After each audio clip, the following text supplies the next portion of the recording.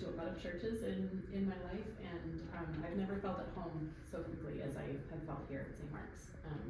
And that just, I think there was a place for our children to be, and whether that was in the sanctuary or down in the nursery or in the Godly Play area, we just got a sense that they were loved and that they were at home as well.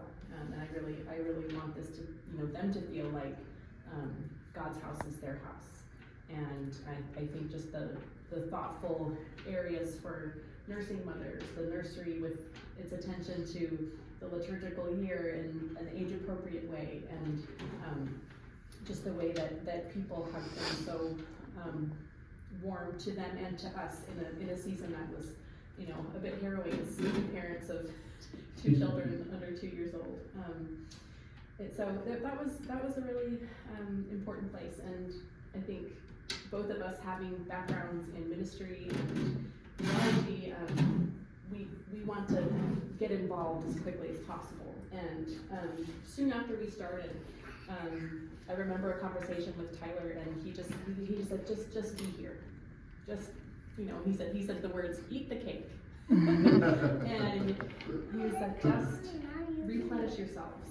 And I think he could tell that we were in a season of just needing to receive, maybe even more than we knew it at the time. And that was also really, really important, to just be able to receive the gifts and the generosity of a church, without feeling like you have to kind of be doing all the time.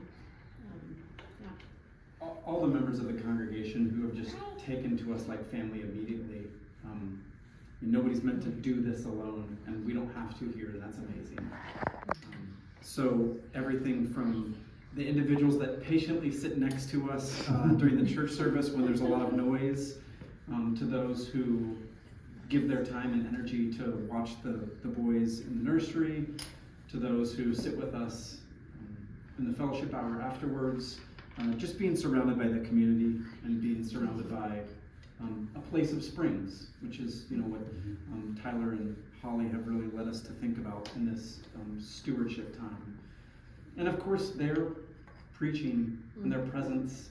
Holly's been over to our home just to share food and time with us, and brought flowers, and just shown that she is here and that she cares.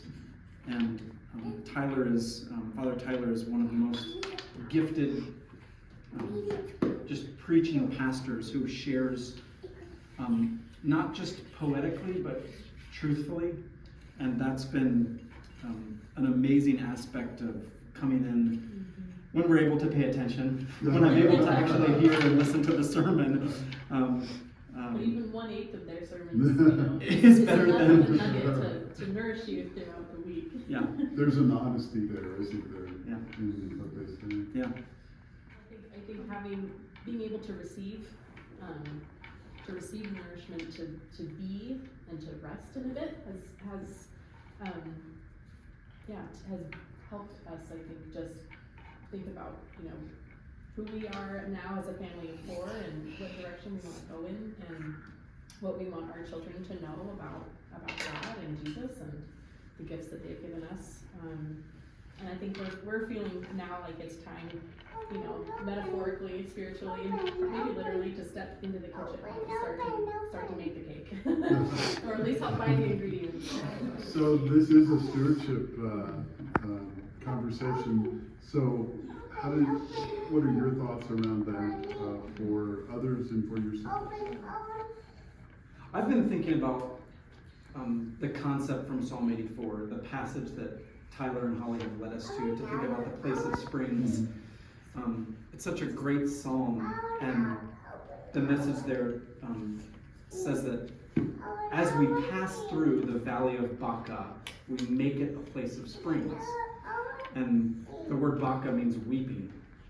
And this thought of going into a place that is potentially not here, but going into a place that's full of sadness. And as we don't stay there, we don't set up camp there, but as we pass through this time that's difficult, a time when we've shared lots of tears with each other, just trying to raise 2 young children. It's hard and it's heartbreaking at times, but passing through that valley of weeping, this church has made it a place of springs.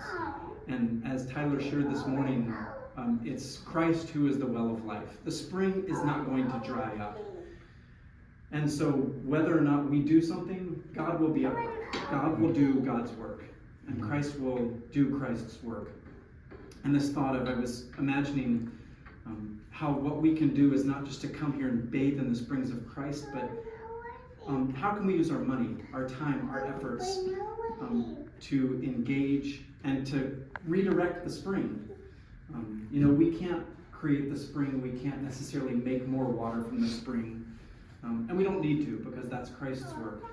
But as we sit and bathe in the springs, as we eat the cake, in Tyler's words, very comfortable.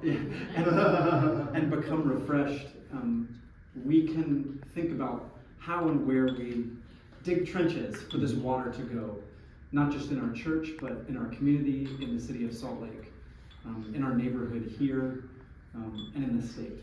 And I think providing our time, our energy, and our money is a way that we can get on board, be a part of the work, and redirect the waters where Christ would have them go.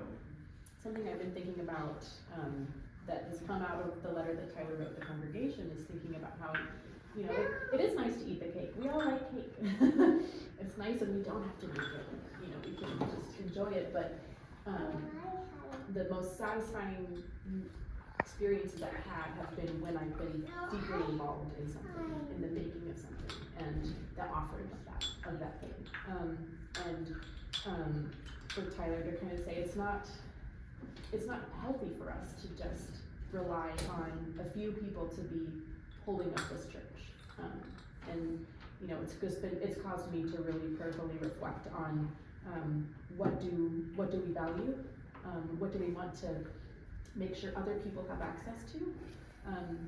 We were replenished in a time when we were run pretty dry, and I now, having been a recipient of that, I want other people to be able to receive as well. But that means that we must give also. So that's something that I've been really thinking about. I love that. I would also say that this is going to be continual, ongoing work. And yes, it will happen with our money, and it should, it needs to. And we're pleased to do what we can. It will also happen with our time and in our relationships with each other. So what I would say is, when you see us at church and you feel like you need to eat the cake, come talk to us and look to us for what you need, and feel free to ask us for what you need, and tell us what we can do for you, and we'll do the same to you, and be present with each other, and continue to both sit and soak in this place of springs, in the life, the water that eternally refreshes, which is Christ, and also to think and pray together as a congregation. Okay, how can we redirect? What money and time and energy can we give to dig the trenches to redirect this waters, not just to where we are soaking in it ourselves, but to where we can bring it and provide pathways to those outside of the springs, outside of the valley of weeping even, who need this. Where can we be a part of that together?